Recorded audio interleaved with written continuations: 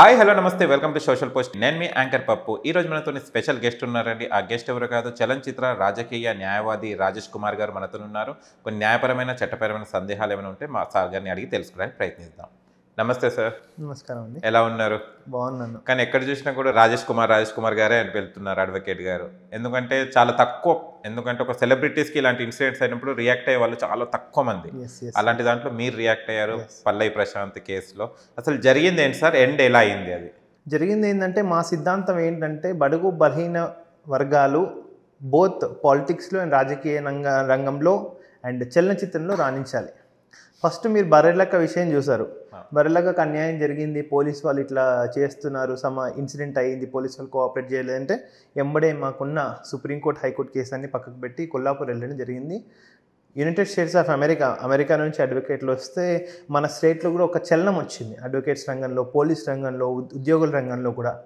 So ఆమె బడుగు బలహీన వర్గం చెందిన వ్యక్తి కాబట్టి ఆమె అప్లిఫ్ట్మెంట్ చేయడానికి సాయశక్తిలో ప్రయత్నించాం.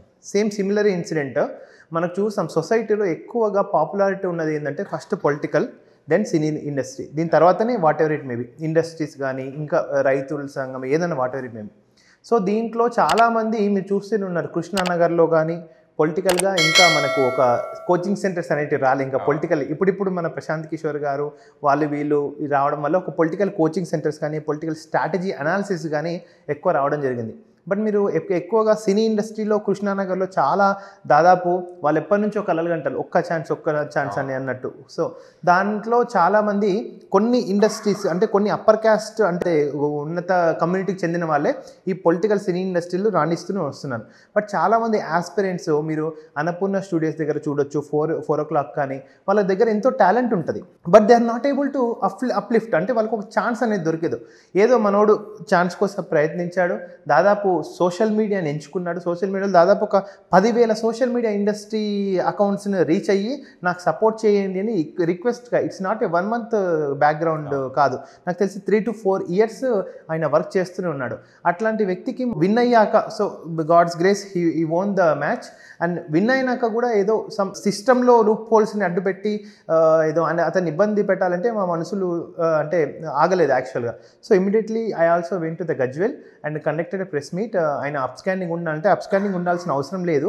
ఎందుకు అంటే అవి చిన్నవే ఉంటాయి, non bailable offences. Okay sir, bailable offences, non bailable ఉండే అవకాశం ఉండదు. నాన్ బెయిలబుల్ ఉంటే మీరు అప్స్కాండింగ్లోనే ఉండండి, మేము హైకోర్టుకి వెళ్ళి యాంటిసిపేటరీ బెయిల్ తెస్తామని వాళ్ళ మదర్ అండ్ ఫాదర్కి ధైర్యం చెప్పడం జరిగింది.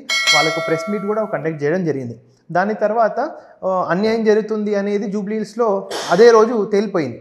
అన్యాయం జరుగుతుంది అన్నాక నాంపల్లి బార్ అసోసియేషన్ అడ్వకేట్లు, హైకోర్టు అసోసియేషన్ అడ్వకేట్లు, మాకున్న సర్కిల్తో ప్లస్ మన సినీ ఇండస్ట్రీ నుంచి బోలే గారు, డిఫరెంట్ టేస్టీ తేజ వారు, వీళ్ళందరూ కూడా వాళ్ళకి సపోర్ట్ ఇచ్చి అందరి ఫైనల్గా ఇనిషియల్గా స్టార్టింగ్ నా నుంచి అయినా సరే ఫైనల్గా అందరి కలయికతో కోఆర్డినేషన్ అండ్ కోఆపరేషన్తో 100% we won the end the case won అయిపోయారు.